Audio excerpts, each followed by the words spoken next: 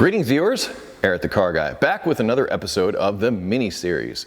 In this episode I'm going to be covering the repair of the oil leaks on the front of my N14 engine, which are quite common on this engine.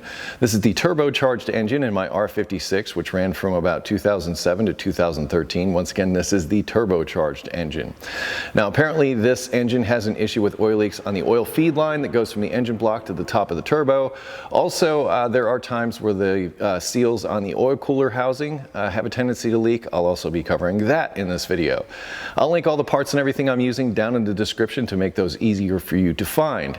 Now you will note that the front of the Mini in this episode is missing, and for me it gives me better access and also makes it easier to shoot the video. But know that you don't have to remove the front end of the Mini in order to gain access to repair these oil leaks. However, personally, I feel it's a lot easier to access this stuff without all that front end stuff in the way, and I didn't think it was all that difficult to remove the front end of the Mini. In fact, I made a video about it. I'll link that in the description for you. But anyway, let's get to the action already in progress, and we'll check in at the end to do a little recap. See you then. Let's get a look at some of the parts that I'll be installing today. This kit includes a new oil feed line, a new oil return line, other gaskets for the oil filter, housing, the oil cooler housing, and everything else. So I'm basically going to seal up that whole front of the engine of any common oil leaks that are there. Additionally, I have an oil filter. Isn't it so cute? And of course there will be links to all of this in the description. First up, I'm going to remove the shielding here so I can access the fasteners and everything underneath. I've already got a 10 loaded up on this.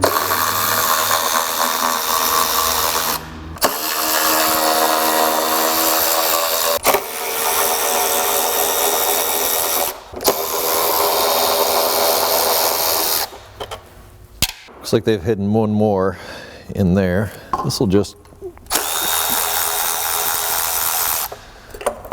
come off just like that. Yeah. Remove that bracket, because now you can get to this fastener. And it looks like you don't have to remove it all the way, because it looks like it comes up off of here. Oh, there's one more right there.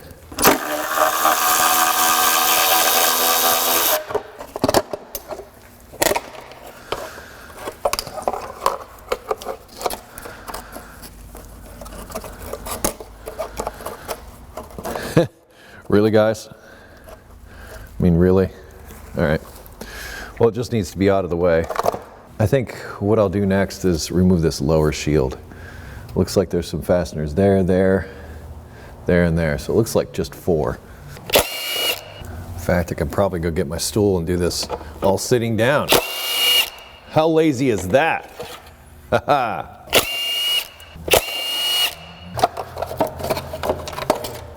I think what we're looking at is taking the catalytic converter off.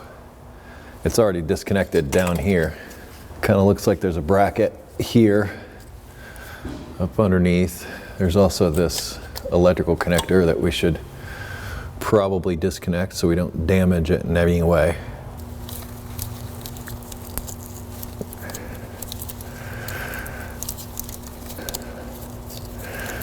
I'll say it again. I'm digging on German electrical connectors.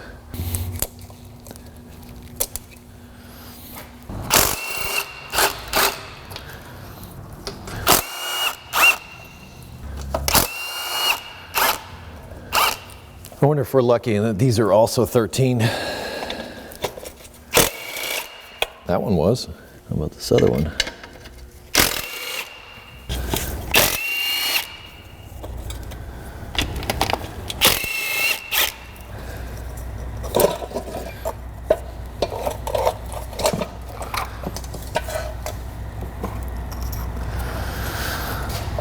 All this can come with.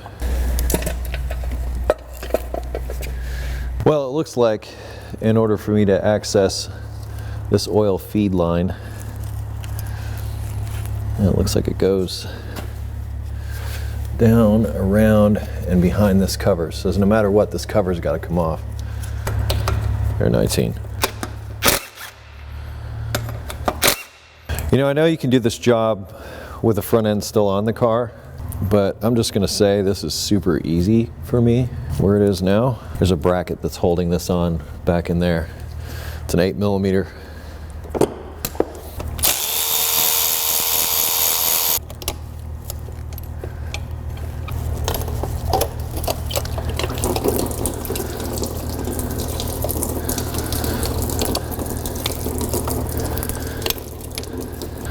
got to do that 10.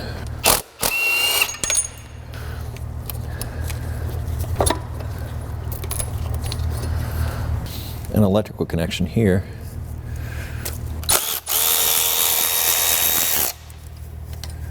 That was 8. Let's find out what's under this. This banjo bolt's a 17 millimeter.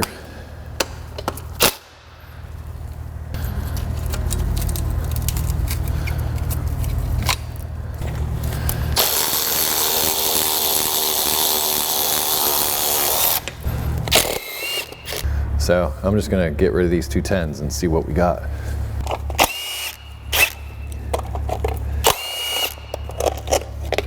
There we go. So that massive oil leak. Still haven't found the true cause yet. I was expecting to see that this line was jacked up in some way. Oh, there it is. Right there, I bet.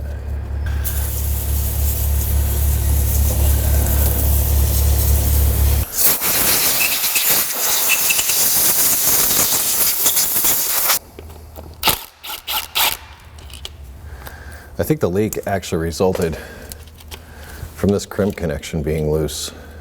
And so now it begs the question, how do you get it out? Well, I suppose since we're going in here to get this stuff out and removing this, I'm hoping the answer reveals itself when we remove this assembly. So I'm just going to take this entire oil filter deal out of here and replace all the seals in here.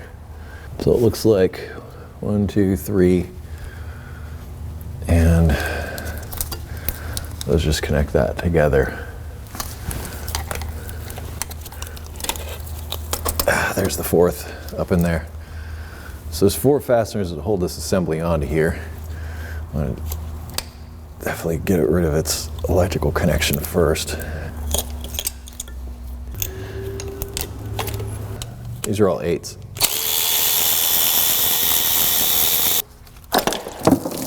Wow.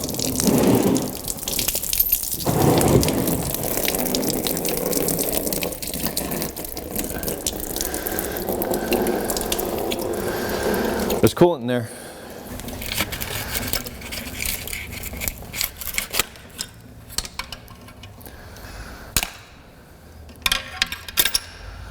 That's how you get that out of there. I did a little more cleaning of this, got a little more stuff off of it. I'm going to replace the seals that are in between here, and I'm also going to replace these seals. I might do the oil filter first, because that way, if there's any oil still remaining in here, I'll be able to address it. 27.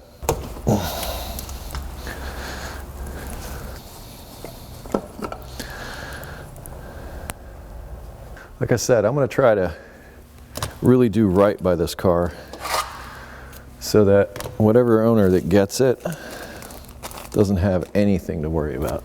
So that any of the issues that might normally crop up with this car are already taken care of.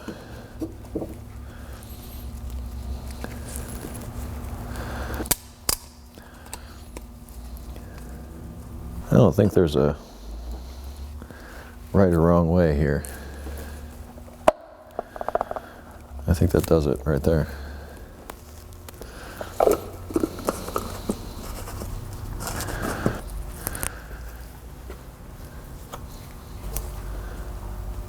This doesn't strike me as one of those things that requires a lot of torque. It's made of plastic for fun's sake. Having these hoses out of the way would be nice.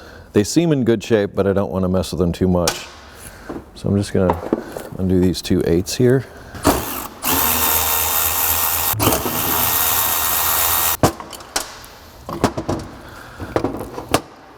These are T30s.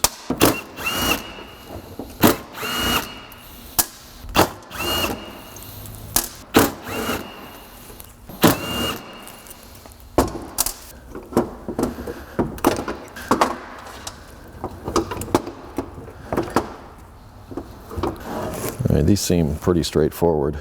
I'm not saying that these were leaking at all. However, yeah, these are starting to show signs.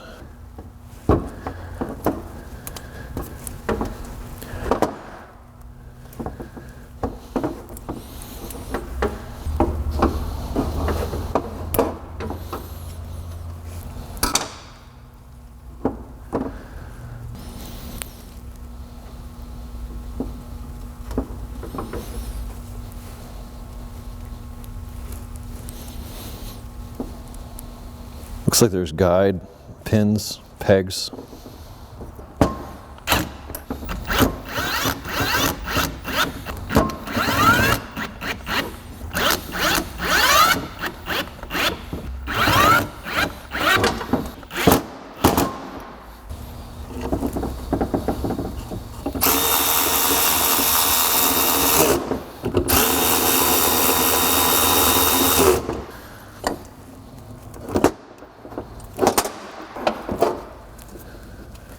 This guy's getting kind of brittle too. I'm just going to put this on here. I'm not going to do the clamp yet.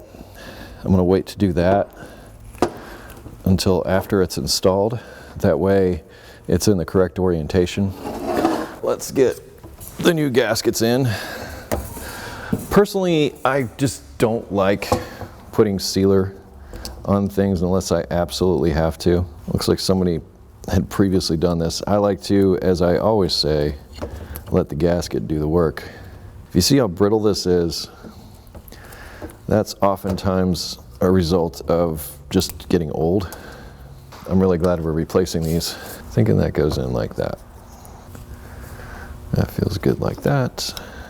So now we've completely resealed this assembly.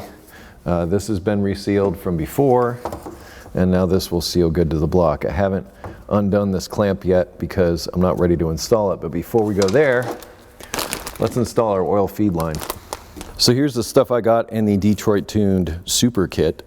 That's a new oil feed line, steel braided, different ends on it and everything. It shouldn't leak again. Different banjo fitting ends that I'm going to have to install. Different banjo bolts, another fastener here. I can't remember exactly what that one was. But a new clamp for the exhaust, but also the gasket for the upper catalytic converter. And that's why I got it, because it came with everything I needed. Link in the description. Job one is to get these old guys out of here and install our new stuff, at least loosely. Sealing washer here. Like, I'm not a fan of copper sealing washers, but you know, you gotta do what you gotta do.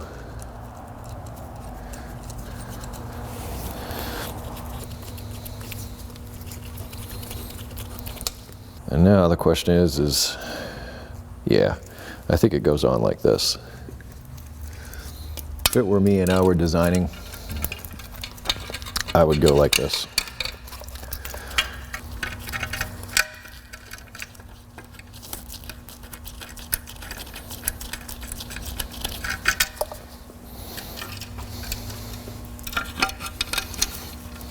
So the way I have this routed, it's outside of the shielding, underneath everything, and away from everything. I really like that. So circle around outside shielding, come down around the side there, down around the back of the block, and you're good.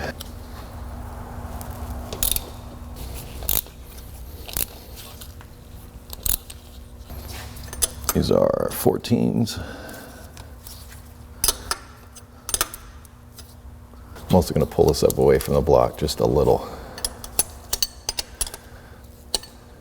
All right, it's that time. There's a little bit of liquid down inside this hole.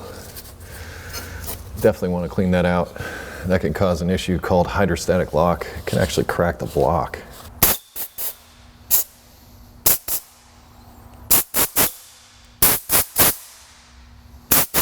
Remember that I don't like installing O-rings and seals dry. This has got to go up through here, and this sits on here like this.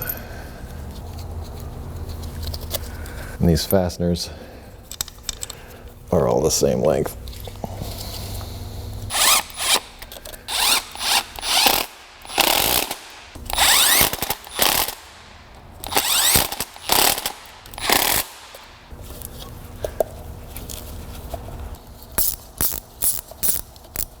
Finally remove this clamp. Now we're all in position. The guy's locked down. In fact, that looks like it does go up there. Ah, there it is right there.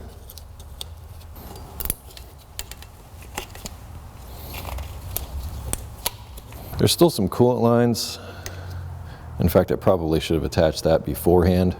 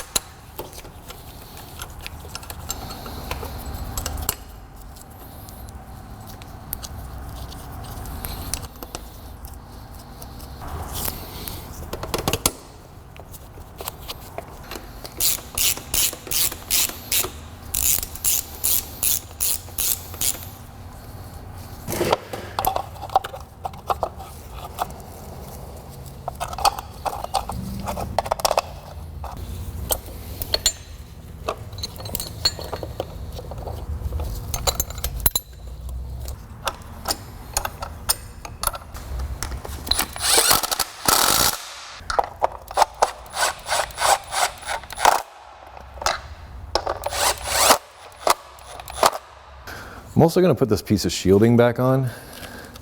Having dealt with turbos in the past and knowing how they are, well, let's just say they make plenty of heat. So any heat shielding that you can put on here is a good thing.